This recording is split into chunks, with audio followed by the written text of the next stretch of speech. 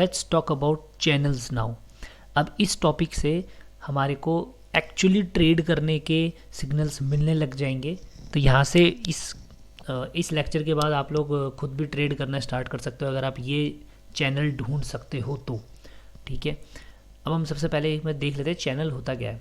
Channel basically parallel line होती हैं दो, जिसके बीच में ही प्राइस मूव करता है। ठीक है, ये पैरेलल लाइन बनाते कैसे? इस पैरेलल लाइन को बनाने के लिए सबसे पहले तो अगर आपका अप ट्रेंड है जैसे कि यहाँ पे है, तो इसमें आप क्या करोगे? अच्छा, इसको पॉइंट दे देते हैं, चलो 1 2 3 4 5। तो बेसिकली ये ट्रेंड है। ठीक है, 1 2 3 4 5। अब आप एक ट्रेंड बनाने के लिए पहले 1 से 3 तक लाइन खींचेंगे।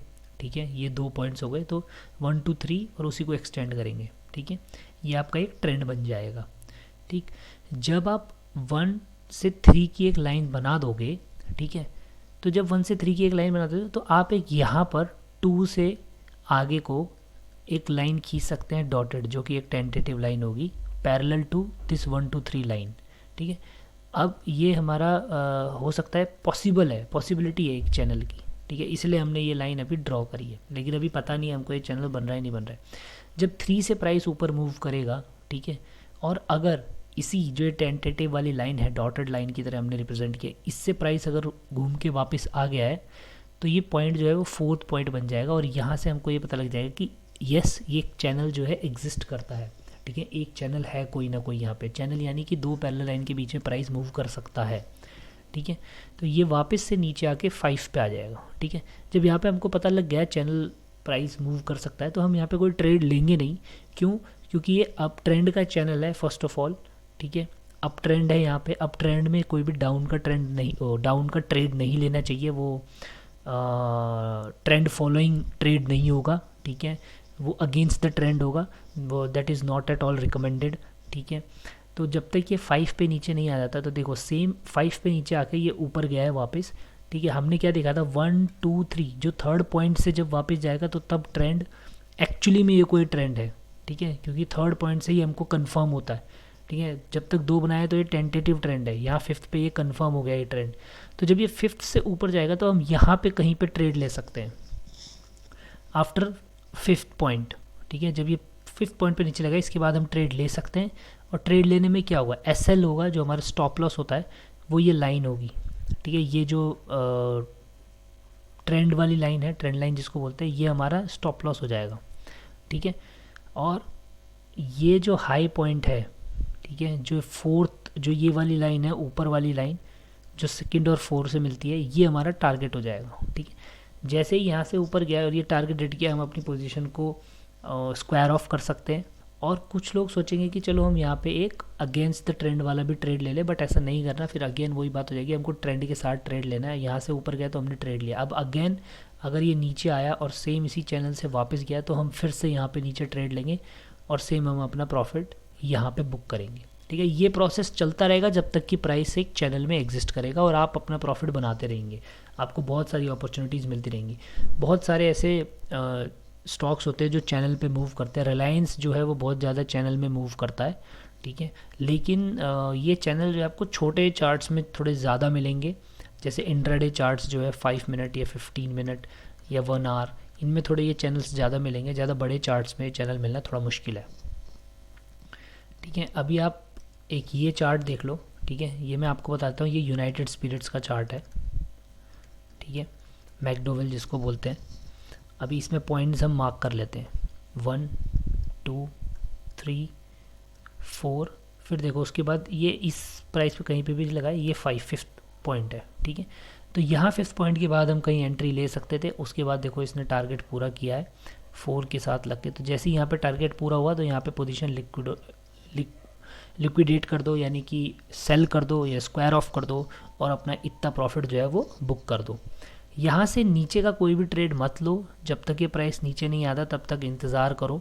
ठीक है, अगर आप नीचे के लिए कोई भी ट्रेड लेते हैं, यानी कि शॉर्ट करते हैं, ठीक है, तो वो अगेंस्ट द ट्रेंड हो जाएगा, वो that is not at all recommended. फिर उसमें आपको लॉस भी हो सकता है, तो इसलिए ऐसा करो ही मत।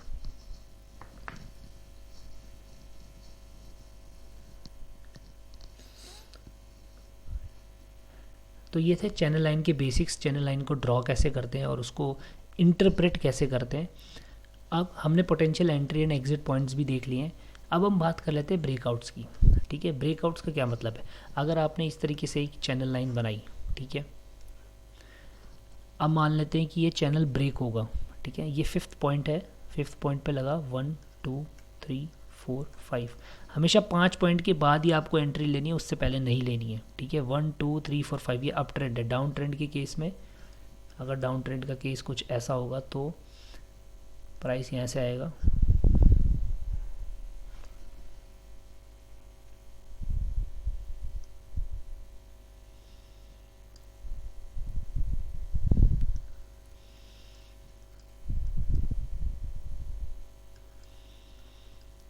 थ्री 4 5। इसके बाद यहाँ पे आपको शॉर्ट करना है। ठीक है, और किसी भी पॉइंट पे एंट्री नहीं लेनी है। ये डाउन ट्रेंड का केस है। ठीक है, अब हम बात कर लेते हैं ब्रेकआउट्स की। चलो मान लेते हैं कि ये एक चैनल है, ठीक है, सेम इसी तरीके से चल रहा है। ये 5th पॉइंट हो जाएगा 1 3 2 4। ठीक है, अब ये जो ऊपर है ये 4th, देखो अगर ये चैनल ब्रेक होगा तो कैसे हो सकता है? 2 तरीके हैं इस चैनल को ब्रेक होने के। एक तो या तो ये इस 2 और 4 वाली लाइन से ऊपर चला जाए, ठीक है, यहाँ से ब्रेक होकर ऊपर चला जाए, या फिर ये यहाँ कहीं से वापस हो जाए, ठीक है, और ये 5 से नीचे चले जाए, या यहीं से सीधा नीचे चले जाए और 5 से भी नीचे चले जाए।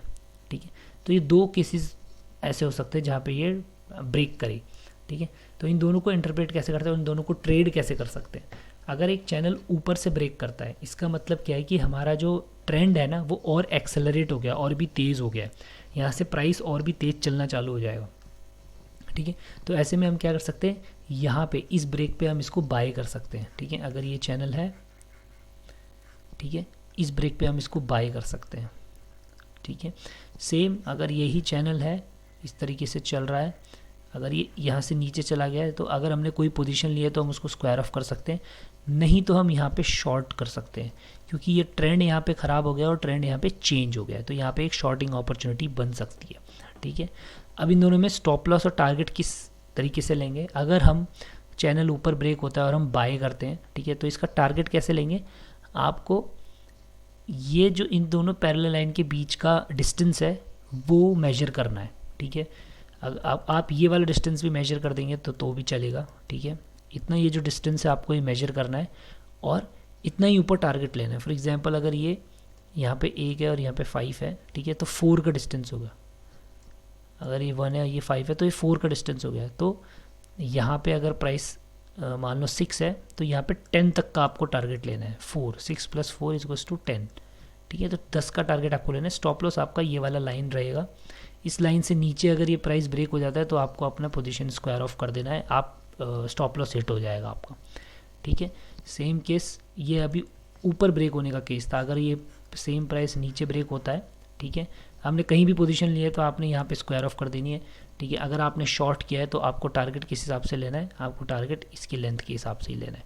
सेम चीज़ है दोनों में, टारगेट जो है वो हमेशा लेंथ के हिसाब से ही होता है। जैसे हमने पहले भी बात करी थी, ट्रेंड लाइन अगर ब्रेक होती है तो उससे पहले वाला जो पीक होता है, ठीक है, उससे पहले वाली जो पीक होती है उसके हिसाब से ही हम यहाँ पे टारगेट लेते हैं। ठीक है, तो इसमें भी इससे पहले जो पीक है उसके हिसाब से ही हम टारगेट ले रहे हैं। ठीक है, और अगर ये यहाँ से आपने शॉर्ट किया है, ये अगेन अगर इसी चैनल के अंदर एंटर कर जाता है तो आपका स्टॉप लॉस हिट हो जाएगा शॉर्ट पोजीशन में और आपको स्क्वायर ऑफ करने के लिए बाय करना पड़ेगा। ठीक है, ऑपोजिट ट्रेड एक लेना पड़ेगा। तो इस तरीके से हम चैनल को ट्रेड करते हैं। This is one of my favourite pattern. मैं चैनल्स को बहुत ट्रेड करता हूँ और मेरे लिए बहुत ज़्यादा यूज़फुल भी होता है ये। तो you should also try this.